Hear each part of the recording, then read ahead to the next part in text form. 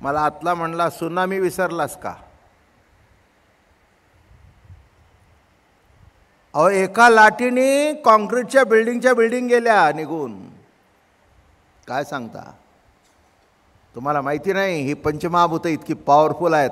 मग पंचमहाभूतं जर एवढी पॉवरफुल, तर त्या पंचमहाभूताच्या मागे जी पॉवर आहे ती केवढी फुल असली पाहिजे.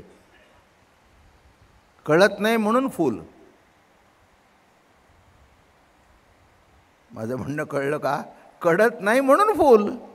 केवढी पॉवर असली पाहिजे, नाही का? इथे तुम्हाला मर्यादित करंट दिलेला आहे, पण जिथून जनरेट होते,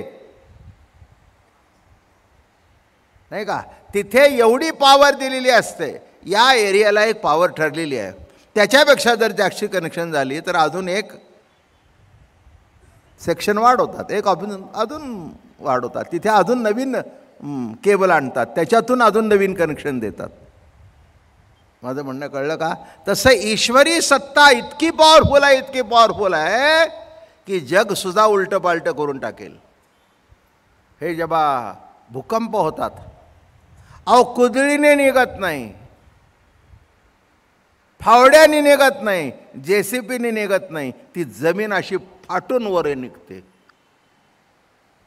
एका सेकंदामध्ये मैल भेगा पडलेल्या दिसतात, असं दुभंग झालेली असते. काय आतला फोर्स असला पाहिजे. आणि म्हणून आइन्स्टाईनने देव जरी मानला नाही तरी शेवटी फोर्स मानला. काय? आइन्स्टाईनच्या तत्त्वज्ञानामध्ये तो म्हणतो मी देव मानत नाही. देव नाही जरी मानला तरी फोर्स. मला म्हणाले आइन्स्टाईन देव मानत नाही, ते फोर्स मानतात. म्हटलं त्याला फोर्स म्हणू दे, मी विठ्ठल म्हणतो, काय प्रॉब्लेम नाही. मी बोलत, हां हां, त्या पाटलाकडे नाही मी बोलत. तो असा झाला की नाही मी बोलत. शेजारच्याला म्हणतोय 25 रुपये एवढ्या करता आणले का ना? माझ्याकडे बघून काय म्हणते ती, नाही मी बोलत. शेवटी इतका चेडला, पागोटं उडल, जा बोलायचं नाही तर नको बोलूच. गेले 25 रुपये खड्ड्यात, निघून गेला. नाही बोलत नको बोलस. एका पुस्तकात छापून आलेली कथा मी सांगितली तुम्हाला. नाही मी बोलत, हा हा नाही मी बोलत. ते म्हणते एवढे 25 बोलत नाही म्हणजे काय? आता हे त्याला कळत नाही, हे त्याच्याची नाही, ते कृष्णाची चाललंय. हे कळायला तरी डोकं पाहिजे ना. माझं बोलणं कळलं का? हे सगळं नाट्य आहे. काय? तसं हे बोलविता धनी वेगळाची. महाराज तुम्ही सांगताय, आम्ही हे कौतुक तुमच्या पुढे मांडतोय आणि तुमच्यासारखा श्रोता क्वचित कुणाला तरी मिळतो. हे तुम्हालाही लागू आहे बरं का? एवढे पुणेकर श्रोते फार क्वचित माणसांना लाभतात पुण्यामध्ये. हां, एवढे पुणेकर फार चोखंदळ मंडळी आहेत. 32 वर्ष मला घासून घासून घेतलं. पण अजून माझी 32शी शिल्लक आहे, ही सुद्धा तुमचीच कृपा आहे. काय किती अवघड आहे विषय, इतकं सोपं नाही होय. काय हे जरा रंग ढंग असला म्हणजे माणसांना ऐकायला बरं वाटतं. अगदी गंभीर होऊन जर मी सांगितलं ना तर एक 4-5 दिवसात इथे कोणीच दिसणार नाही.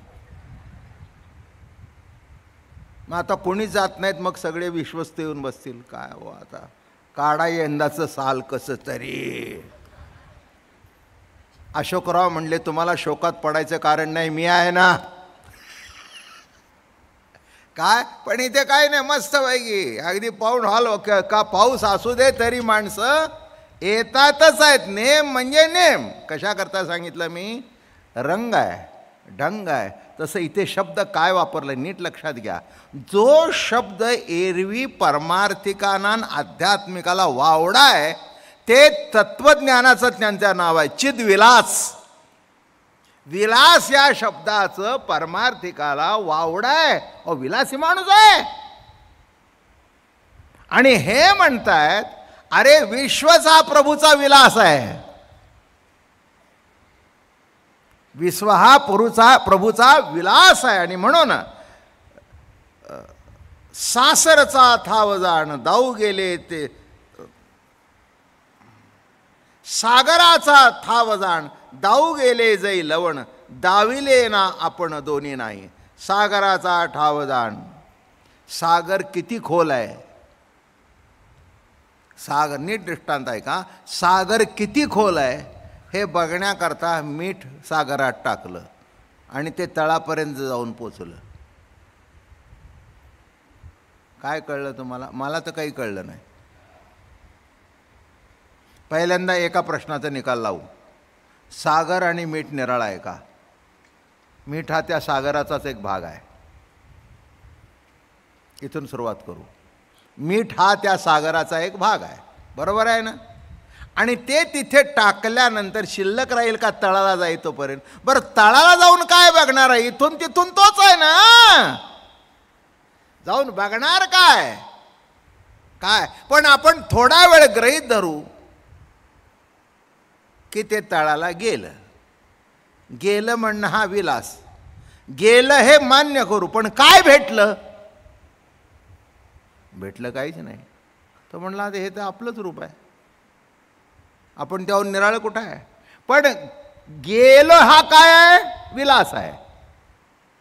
गेलो हा काय आहे. विलास आहे. तसं या ठिकाणी म्हणाले सागराचा थाव जाणे, दाऊ गेले जाईल लवण, दाविले ना आपण दोन्ही नाही. तिथले संपलं, विरून गेलं. हां. तेवी हे बोली बोलो जाता, बोलू जन दिसे थिता, मा हे बोलीच्या पंथा येईल काही. अहो इथे बोलणं निराळं नाहीच आहे, बोलणंच नाही आहे. हे काय आहे. सहज प्रगट होतं आहे. मी बोलत नाही, हे प्रगट होतं आहे. काय आणि बोलून काय निराळा दाखवणार आहे. सिद्ध आहे. काय निराळा दाखवणार आहे. आता दाखवण्यासारखं सांगण्यासारखा आता पुसणे सांगणे दोन्ही नाही. ज्ञानेश्वरीचा शेवट असा झाला. तुझे निमज मी पावोनी, कर्तव्य गेले निपटोनी. संपलं आता. तुझे निमज मी पावोनी, कर्तव्य गेले निपटोनी. संपलं आता. काही नाही. आता मी तूपणा संपला. आता एकरूप आहे. आता हे काय. हा खेळ आहे, हे कौतुक आहे. एवं न बोलताची आपे आपची प्रकाशिले, ऐसेने नावे काले विलासासी. न बोलता सहज प्रकाशित झालं. आता जे आठवतं ते सांगतो बरं का. असं काही ठरवलेलं नसतं. जे हे आपल्याकडे एक इथे जे परफॉर्मिंग आर्टिस्ट आहेत तो एक भाग निराळा आहे. आणि काही बाथरूम सिंगर आहेत.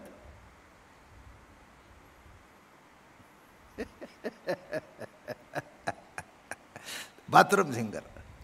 ते अंगाला साबण लावून तांब्या घेतला, म्हणजे तो अंगावर तांब्या घेतला की त्या बाथरूममध्ये त्याला गाणं सुचतं. कारण बाहेर येऊन गायलो की बायको म्हणते ते केकाटणं बंद करा.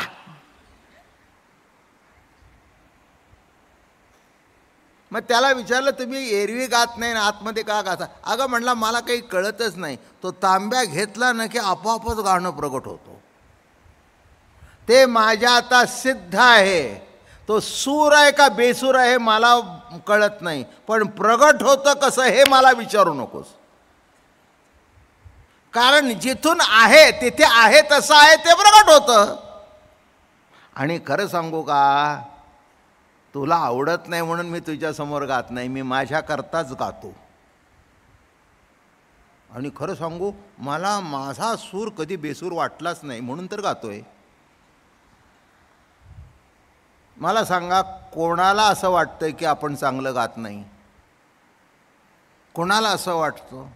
मी तुम्हाला सांगू का, क्षमा मागू ना, कोणाची टीका टिंगल टवाळी मी करत नाही काय. पण एक आता थोडंसं गाण्याचं आयुष्य गेलं त्याच्यात, त्यामुळे कळतं थोडंसं, म्हणजे जास्ती काही कळत नाही आहे काय. हो, फक्त एकच भाग आहे माझ्या आयुष्याचा की कीर्तनकार प्रवचनकार झालो नसतो तर उत्कृष्ट गाणारा झालो असतो. हे की गॅरंटेड, त्याच्याबद्दल काही प्रश्न नाही. पण गाणं शिकलो किंवा माझ्या आजोबांनी किंवा चुलत्यांनी वडिलांनी गाणं शिकवलं, ते गाण्याची मैफिल करण्याकरता नाही, कीर्तनामध्ये त्या गाण्याचा उपयोग होऊन कीर्तन रंगून व्हावं एवढ्याकरता गाणं शिकवलं. काय अहो, मी माझ्या वयाच्या 11-12 वर्षी तो मोठा सायन्सचा हॉल आहे ना तुमच्या पूर्वीचा काळा घोडा, हां, तिथे संगीत संमेलनामध्ये मी भाग घेतला आहे. मला अजून आठवतं त्यावेळेला मुलतानी गायला होता. आणि मोठे गवई म्हणाले, अरे बेटा क्या गाता है तू. काय आमचे चुलते म्हणाले, हे विचार करायचा नाही याचा. काय मग त्याच्यानंतर भजनं झाली, गाणं आमच्या घरी होत असे. पण पुढे कोणी म्हणाले, बाबा महाराज स्वतंत्र कार्यक्रम गाण्याचा करता का. नाही.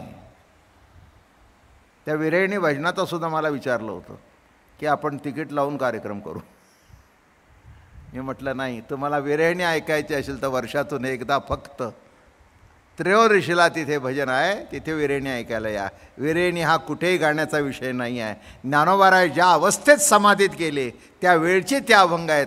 त्या विरहात विणा वाजवला, त्या विरहातून सूर बाहेर पडला आणि ते कुठेही गायचं असं नाही आहे. मी गात नाही म्हटलं कुठे. कशाकरता सांगितलं की जे उत्स्फूर्त प्रगट होणं. माझं काय म्हणणं, शिकवलेला भाग थोडा पण त्याच्यातून उत्स्फूर्त आणि उत्स्फूर्त जे बाहेर पडतं ते सद्गुरु कृपेचा प्रसाद असतो. म्हणून विशेष सामान्यत्वे विण संबंधता न देखोनी प्रकाशीची जाण प्रकाशेला. त्याच्यात विशेष नाही सामान्य नाही. आता प्रकाशात काय विशेष आहे सामान्य आहे. प्रकाश तो प्रकाशच. निरांजनातला दिवा तो निरांजनातलाच, इथला तो इत्या दिवाच म्हणता. याच्यापेक्षा काय, हाही दिवा तोही दिवा. आणि घरचं कार्ट नीट वागलं नाही तर तोही दिवा.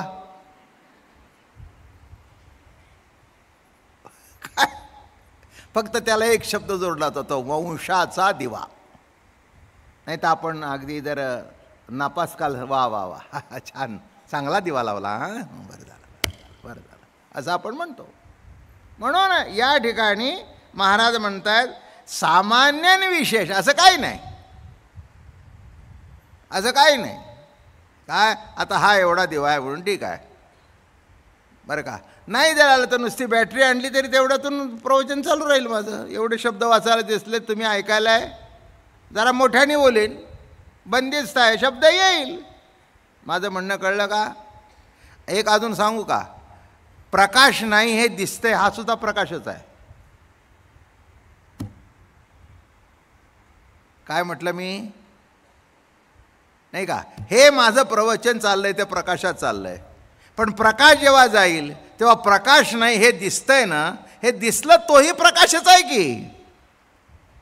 तोही प्रकाश नाही कसं म्हणता. आणि म्हणून या ठिकाणी पुढे हेच निरूपण अनुभवाची खूण बोलिले तेथे अवधान अनुभवे दिजे. अहो महाराज आता जे बोललो ते नीट लक्ष देऊन ऐका, अवधान देऊन ऐका, माझ्याकडे लक्ष द्या. आणि पूर्ण हंता वेठलो सैंगामीच दाटलो मा लोपलो ना प्रगटलो कोणी होनी लोपलो नाही प्रगटलो. पूर्ण हंता वेठलो. आता संपूर्ण हंता संपली. कर्तृत्व नेतृत्व संपलं, अहंकार संपला, मीपणा संपला. निमाले दुजेपण, मीपणा संपला. आता इथे माझं माझं किंवा तुझं असं काही प्रश्न नाही. संसार सुखाचा तेव्हाच होतो जेव्हा मी तूपणा संपता तेव्हा. म्हणून ज्ञानोबारायची घोंगडी एक सुंदर आहे. मी तू पण जाऊ दे दुरी एकची घोंगडी पांगरू हरी, एकची घोंगडी पाहून गुरु हरी. तू माझा स्वामी तुझे रंक पाहताना दिसे वेगळीक, पाहताना दिसे वेगळीक. तू माझा स्वामी मी तुझे रंक, मी तू पण जाऊ दे दुरी. हां, मी तू पण गेल्यानंतर काय शिल्लक राहिलं. मी नाही तूही नाही, फक्त असणं. मग काय उरलं, फक्त असणं. म्हणून या ठिकाणी म्हणाले आता आपोआप प्रकाशिले परी झाले पणीसे नाही आले. का जे प्रत्यय नाही देखले दुसरे देशी. दुसरं काही निराळच नाही. काय बघायचं आहे, तेथे मी एक निरूपितता तुझा एक अवधारिता, या भेदाची वार्ता. आता मी सांगणारा आणि तुम्ही ऐकणारे असं शिल्लक राहिलं नाही. माझ्यातून बोलवणारे कोण, तुम्हीच. समोर बसलेले कोण, तुम्हीच. आता काय सांगायचं, कोणी कोणाला सांगायचं. नाही का? कुणी कुणाला सांगायचं, कुणी कुणाशी बोलायचं. तेथे मी एक निरोपिता दुजा एक अवधारिता, या भेदाची वार्ता नाही जेथे. जेथे इंद्रिय मनेसी बुडाली अहंकाराची वाट मोडली. मनासहित इंद्रिय बुडाली. मन शिल्लक राहिलं नाही तर बाकीच्या इंद्रियांचं काय झालं? काही काही माझ्या आयुष्यामध्ये उत्स्फूर्त सुचलं म्हणून मी माणसं मला शहाणा थोडीशी म्हणू लागली. नाहीतर मूर्ख करणारेच माणसाला वेडे. आणि काही काही वेळेला बायका असा प्रश्न विचारतात की तुम्हाला सुद्धा फिरकी करून टाकतात. आहे ते सत्य सांगतो. मुंबईला माझी चातुर्मासाची प्रवचन चालू होती बघा. एका बाई आली माझ्याकडे, दर्शन बिशन घेतलं, नमस्कार म्हणले, महाराज एक प्रश्न विचारायचा आहे. ते म्हणले आपण मेल्यावर आपल्या मनाचं काय होतं?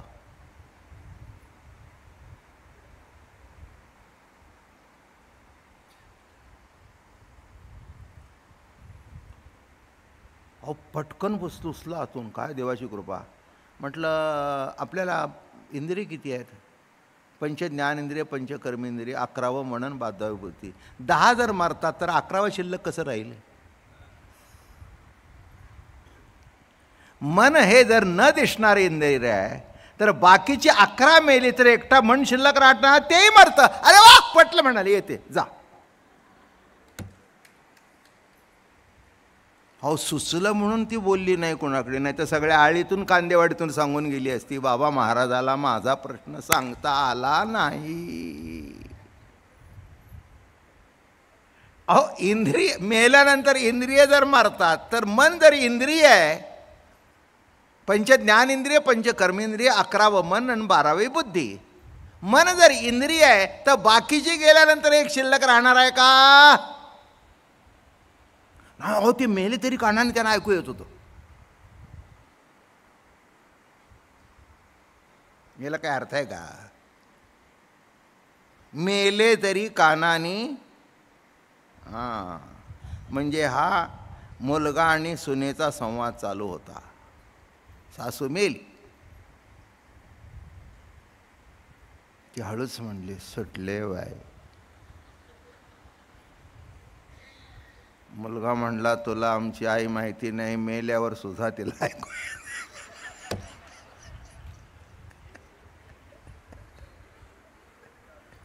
म्हणून खरंच मेली आहे का याची खात्री करून घेईन, मग आपण नंतर बोलू.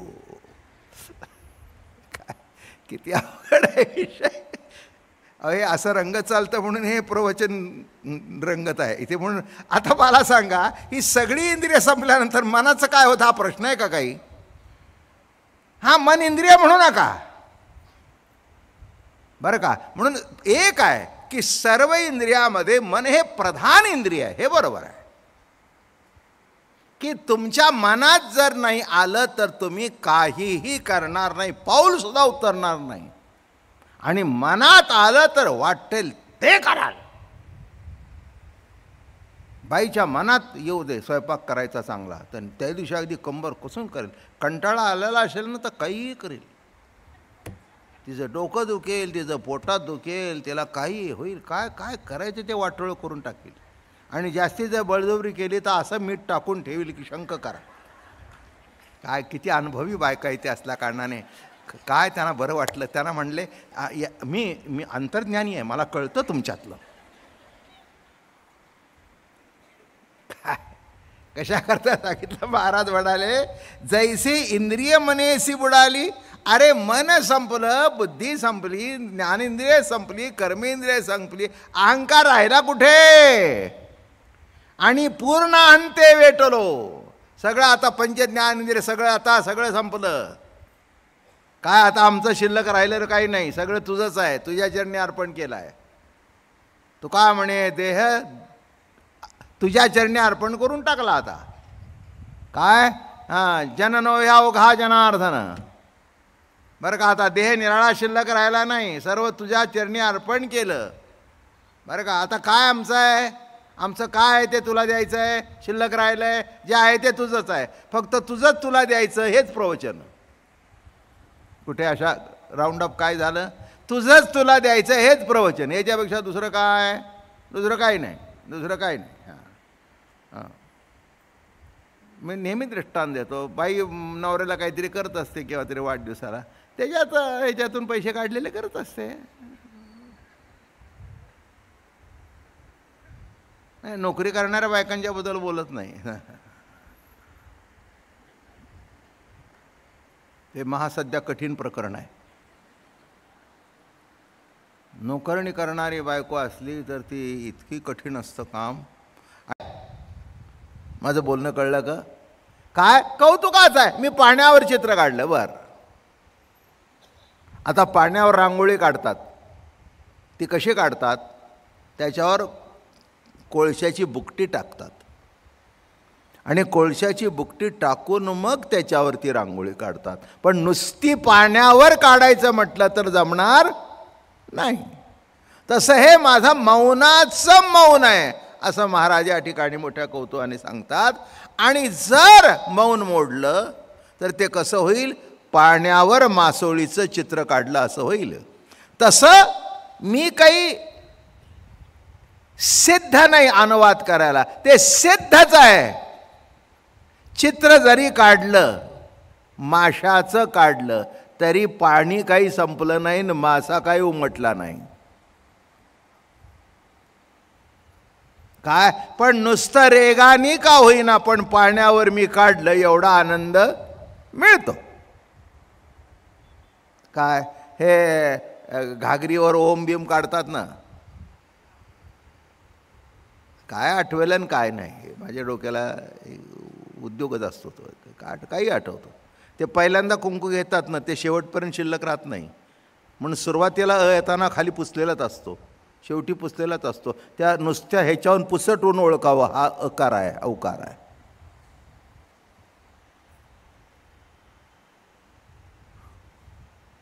म्हणजे गृहीत धरायचं आहे, कारण हात फिरला ना.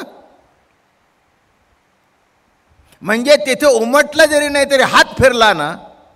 अरे पण हात फिरला तरी आहे कुठे? तसं मासोळीचं चित्र काढलं पण काढे तोपर्यंत नाही, पाण्यावरचं चित्र आहे ते.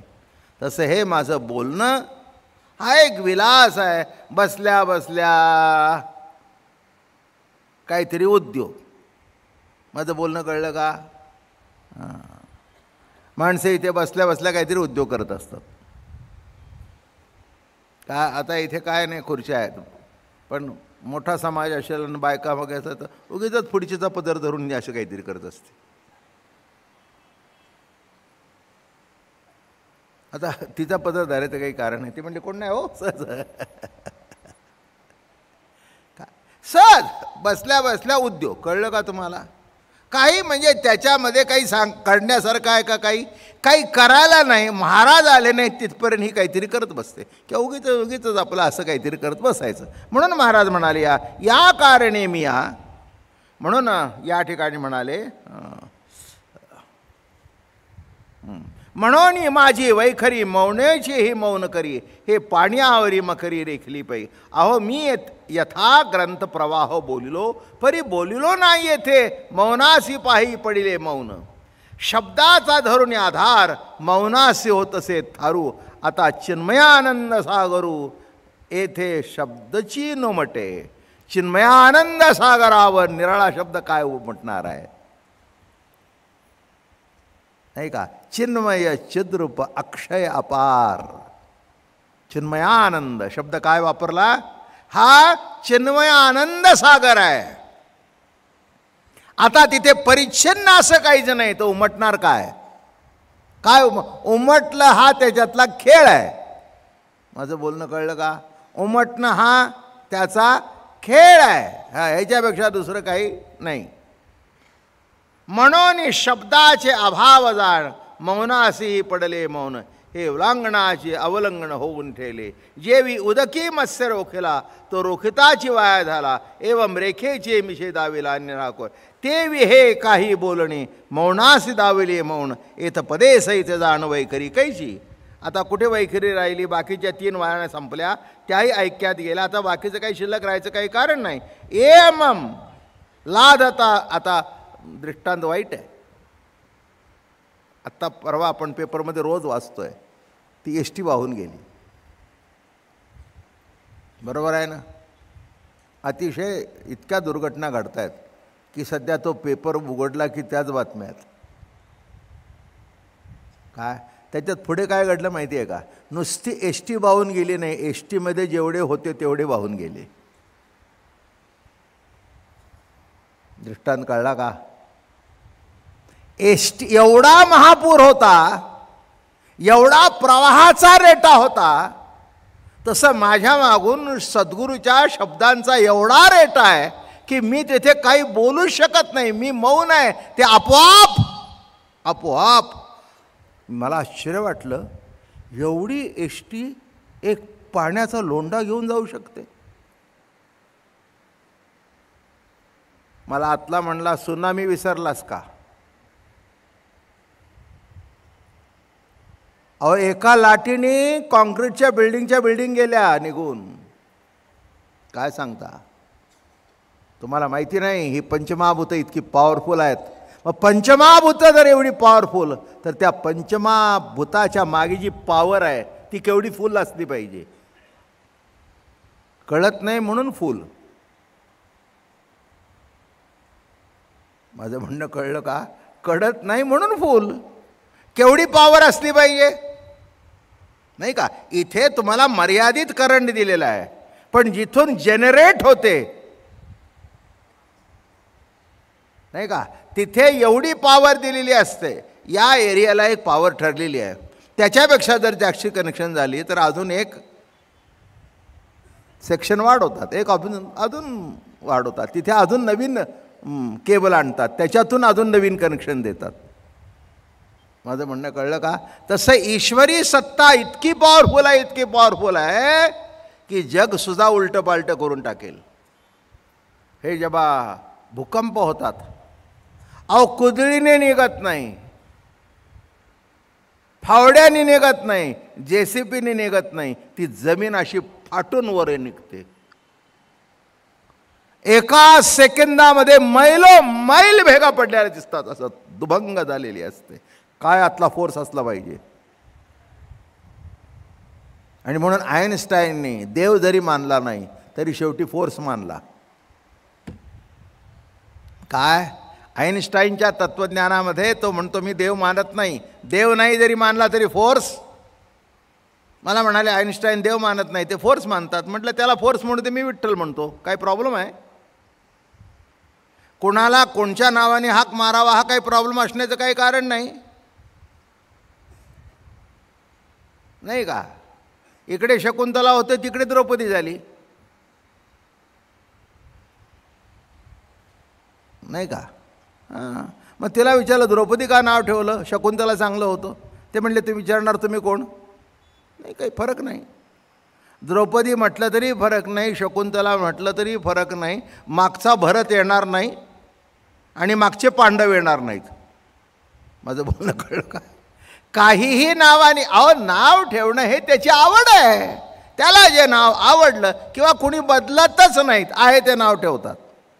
तसं या ठिकाणी महाराज म्हणाले, जेवी उदके तेवी हे काही बोलणे, मौनची मौन येथे पदे सहित जाणवै करी कैची. एवं लावता स्वस्वरूपानुभव कोण, शब्देसी उरले मौन, किंबहुना अनुभवाची जाग नुमटेची मुद्रे. अनुभवाची जाग, निराळा परिच्छिन्न अनुभव नाही, तेव्हा निराळं उमटायचं गरज काय? हे बघा, जसं रोज सांगतो तसं सांगतो. एखादी गोष्ट क्वचित केव्हा बघितलं तर आश्चर्य वाटतं, पण ती आपल्याला ठाऊक असेल तर त्याचं आश्चर्य वाटत नाही. माझं बोलणं कळलं का? एखादी गोष्ट आपण बघितली, पण आपण बघितली असेल तर, अहो काय हो, मी येऊन गेले 2दा, संपलं. तसं जो सिद्ध तत्वाचा अनुभव, ही प्रतिती ज्याची आहे त्याला काही निराळा वाटत नाही, हे सिद्धच आहे. त्याची पूर्तता करण्याची गरज नाही. आधार कार्ड नको आहे, हां, इन्कम टॅक्स कार्ड दाखवायची गरज नाही. IT चं कार्ड नको आहे, तो स्वतः सिद्ध आहे. हे तर संख्या वाढली म्हणून या भानगडी वाढल्या. पूर्वी काय आलं का लक्षात? मी आहे हे बरोबर आहे, मी सिद्ध आहे, संपलं. म्हणून कल्लोळाच्या जिगरी न पडेची जेवी सागरा, ती क्रियेसी स्वरूप निद्रा न मोडीची याची. म्हणून हे क्रिया नाव पण ऐसे कोणी एक स्वभाव जाण, तया स्वभावातील कोण बोलिले जे गाई. आता हे प्रगट होणं हा त्या सत्तेचा स्वभाव आहे. काय म्हटलं मी आता तुम्हाला? तुम्ही किती जरी बोलायचं नाही ठरवला तरी आतून प्रगट होतच ना. हे काय आहे? स्वभाव. स्वभाव. किती जरी बोलायचं नाही म्हटलं तर आतून बोलणं थांबतं का? स्वभाव. आणि एक आहे जे प्रगट होतं ते तुमच्या स्वभावानुसार प्रगट होतं. याच्यात असं का प्रगट झालं आणि त्याच्यात तसं का प्रगट झालं याला माझ्याकडे उत्तर नाही. स्वभाव. स्वभाव शब्दाचा तात्विक अर्थ सांगतो. स्वत्वच भावरूपाने प्रगट होतं. स्वत्वाचाच भाव आहे. चांगलं वाईट हा मी तुम्हाला आत्ता सांगितलं आहे. या लेवलला आल्यानंतर चांगलं वाईट हा प्रश्नच पडत नाही. मग असे सांगितलं ना, कुंकू लावणं हे शुभ आणि दुसरं अशुभ. काय त्याचे शुभ अशुभ काही प्रश्न शिल्लक राहिलेला नाही. ज्याच्या त्याच्या ओघाप्रमाणे आमच्या सातारा भागामध्ये एक उचल्याची जात आहे. उचले म्हणजे पिक पॉकेटर्स किंवा चोरी करणारे, म्हणजे खूनबीन नाही पण उचले, केव्हा तुमच्या खिशातून उचलतील. आता मला सांगा, एका उचल्याला दुसऱ्या उचल्याची जर मुलगी द्यायची असेल तर तो काय गुण बघतो? धंद्याला लागला का? लागला. किती वेळा पकडला गेला? नाही म्हणले 10 वर्ष धंदा करतोय पण अजून सापडला नाही, याला मुलगी द्यायला काही हरकत नाही. नाही नाही म्हणजे काय उचल्या काय अहो म्हणली त्याला दिली. अहो 10 वर्ष कमवतोय, घरचं संसार बघा केवढा चांगला आहे. हे या लोकांच्यामुळे बँकेत डायरेक्ट पैसे जमा व्हायचं झालं. नाहीतर 1 तारीख 2 तारीख म्हणजे कल्याण होती पूर्वी त्यांची. आमच्या मुंबईच्या रेल्वेमध्ये 1 तारखेला 2 तारखेला कितीतरी पाकिटे जायचे. आता डायरेक्ट जमा होतात, त्यामुळे घरी पैसे येत आहेत. आता काही काही अलौकिक होते, ते पगार झाला की असे शिरायचे की त्यांना उचलून आणावं लागायचं. अशी माणसं सुद्धा मी डोळ्यांनी बघितलेली आहेत की त्या दिवशी पगार संपला म्हणजे मागची चुकती केली आणि पुढचा ॲडव्हान्स देऊन टाकला, घरी रिकामा आला. म्हणजे मौनच आहे ना त्याचं हे. आता काय सांगता, याच्यापेक्षा मी काय सांगू. म्हणून महाराज या ठिकाणी मोठ्या कौतुकाने सांगतायत, नाना उदयास्तीची कुटी फेडोनी प्रगट केला हा तरणी, हे शशीशूर्य जेथून उजेडा आले. अरे बाबा, शशी काय सूर्य काय जिथून प्रगट झाले हा सगळ्याचा बाप आहे. सूर्य मावळतो, चंद्र कमी जास्ती होतो, हा कमी होत नाही जास्ती होत नाही, आहे तसा आहे, आपापल्या ओघाने चाललेला आहे. आम्ही सुखदुःख बनतो. एकच कर्म एकाला सुख दिसतं, दुसऱ्याला दुःख देतं. बरोबर आहे ना? आपल्या शेजारी जर आपल्यावर द्वेष मत्सराने कायम बघत असेल, जवळजवळ तसं असतंच. फार कमी शेजारी की किंवा भाऊबंद की ज्यांना आपलं बरं वाटतं, फार कमी. अपवाद. काय मग तुमचा मुलगा नापास झाला, तुम्हाला दुःख झालं, त्याला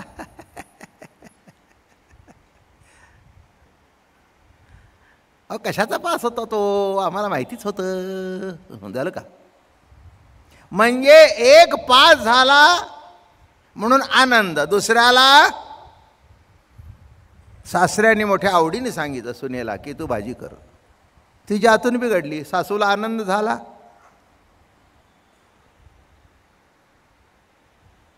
सुनेने अंगावरची ओढणी डोळ्याला लावली, पदर कसा म्हणू. मी तर पंजाबी ड्रेस घालतात तेव्हा पदर काही शिल्लक राहिलं नाही, ओढणीच असते. काय हिला आनंद आहे आणि हिला दुःख आहे. एकच कर्म. माझं बोलणं कळलं का? हां, कर्म तेच आहे. म्हणून आता मला सांगा, याच्यात उणं काय करणार तुम्ही? नाही का? बायकांना काही काही वेळेला आपला नवरा चुकला की इतका आनंद होतो. माझं ऐकाल ना करी तरी तुमचं बरोबर होईल, पण माझं कधी ऐकतच नाही म्हणून हे असं झालं.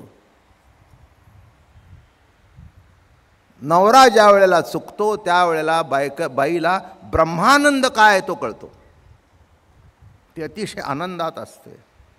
हे जे घडलं ना, मी तुम्हाला सांगित होते, भावाच्या एवढं प्रेमात पडू नका, देणार नाही. आत्ता तोही म्हणला तुझ्या भावाने काय धन लावली. झालं, मी सुरू झाला.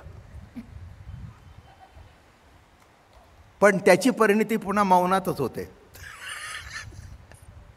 ही स्वयंपाकघरात जाते, हा बाहेर बसतो. बंड्या सांग जेवण वाढलंय. असं म्हणणं कळलं का? तसं या ठिकाणी मोठी गंमत आहे. नाना म्हणून ना, तया प्रकाशाची ही ड्युटी दावून देखणी केली सृष्टी. नाना दृष्टीची पुष्टी तिथेशी दिली. दृष्टीला पुष्टी काय दिली तर हे निराळं नाही आहे, ते तेच आहे. ऐसा कोणी एक चांग निरूपणाचा शिरोभाग ऐसे बोलतसे सुभग सिद्धाचा राहो. एवं दशोपनिषदे पुढारी दळती पदे देखोनी बुडी बोधे येतेची दिदली. आता ही ओवी मोठी गमतीची आहे. याप्रमाणे आम्ही जो सिद्धांत आमच्या ग्रंथात सांगितला त्यापेक्षा दशोपनिषदामध्ये जास्त काही सांगितलं नाही, अधिक काही सांगितलं नाही. आपल्यामध्ये 4 वेद, 6 शास्त्र, दशोपनिषद हे पूर्वीचे संस्कृतमधले महान ग्रंथ. ज्ञानोबाराय म्हणतायत इथे जी मी काय सांगतोय ते दशोपनिषदांनी मी सांगतोय त्याच्यापेक्षा काही निराळं सांगितलं नाही. मी निराळं सांगितलं नाही, पण काही निराळं केलं. काय निराळं केलं तर मराठी भाषेमध्ये सांगितलं. हे वैशिष्ट्य आहे हो, त्याच्यातच प्रचार आहे. प्रचार कशात आहे म्हणून हे म्हणतायत दशोपनिषदामध्ये परमात्म्याविषयी ज्ञानाची जरी पुष्कळता विस्तार असला तरी त्याचे तात्पर्य परमात्म्यावरून प्रतिपादन करणे एवढेच आहे.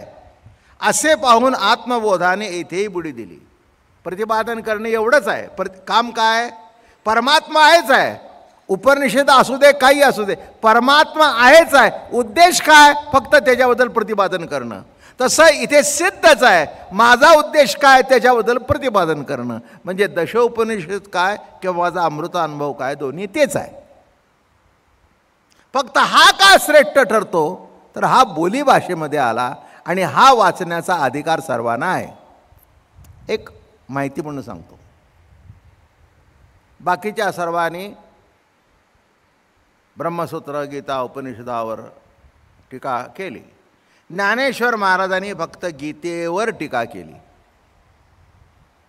कारण बाकीच्या ग्रंथांचा अधिकार सर्वसामान्य माणसाला नाही, पण गीतेचा अधिकार सर्वसामान्य माणसांना आहे. आणि सर्वसामान्य माणसांना ज्याचा अधिकार आहे त्या गीतेवर टीका ज्ञानोबा यांनी केली. हे ज्ञानेश्वर महाराजांचं वैशिष्ट्य आहे. हा बारकावा आहे त्यातला, तरच लक्षात येईल. ते म्हणाल बाकीच्या सगळ्यांनी उपनिषदावर टीका केली, ब्रह्मसूत्रावर लिहिलं, ज्ञानोबा यांनी का लिहिलं नाही? सगळ्याचं सार इथे आलं.